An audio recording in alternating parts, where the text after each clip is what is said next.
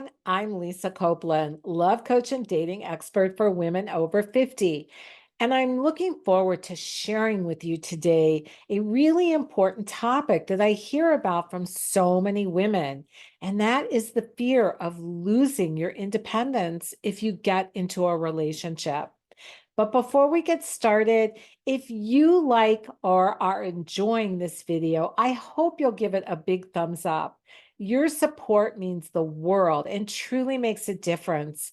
And if you're not already part of the community, hitting subscribe is the best way to stay connected and not miss out on future content. All right, that's out of the way. Let's get started because I want to give you 6 tips for preserving your independence in love and relationships. Over the years, as a single woman over 50, you learned how to be really strong and independent. There was no other choice if you or you and your kids were going to be okay. Now you're at a point where you want a man in your life, but a little piece might be tugging at you, wondering if you bring someone into your life, will you have to give up the independence you've worked so hard to achieve? This concern is so real. And that's why today I want to share with you 6 tips about how you can still find love with a good man and firmly hold on to your independence. So let's talk about tip number 1, understanding your fear.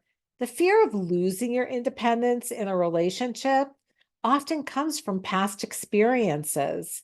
Think about your parents' marriage before women's lib, or the TV shows you watched as a kid where a woman self sacrificed to accommodate her spouse's needs. And maybe this happened in your marriage as well. And when you start to think about being with a new man, it brings up the fear of losing your independence again. It's perfectly okay to feel a little hesitant. Everyone does. But I want you to remember that you are in charge of your life, and any relationship you choose can respect your space and the way you live. And it all starts with tip number 2, and that's setting boundaries. Boundaries help you feel safe and comfortable. And as you're getting to know someone, you are going to want to talk about what you're okay with and what you need in terms of alone time and doing your own thing in a relationship. I can remember going out with a man who wanted someone around all the time. I'm pretty independent, so I knew this would just be too much for me. We became friends and hung out from time to time when neither of us was dating, which was great. By sharing your boundaries and what works for you, it will help the two of you create a healthy relationship that's going to include plenty of room for love, but also for you to be yourself and to have the time you want. Tip number 3 is maintaining your lifestyle. A super huge common concern is that a new relationship will upend your existing lifestyle. I want you to remember you're the architect of your life. It is important for you to continue engaging in the activities that you love, whether it's working, pursuing hobbies, or just hanging out with friends. Integrating a partner into your life does not mean abandoning your routine.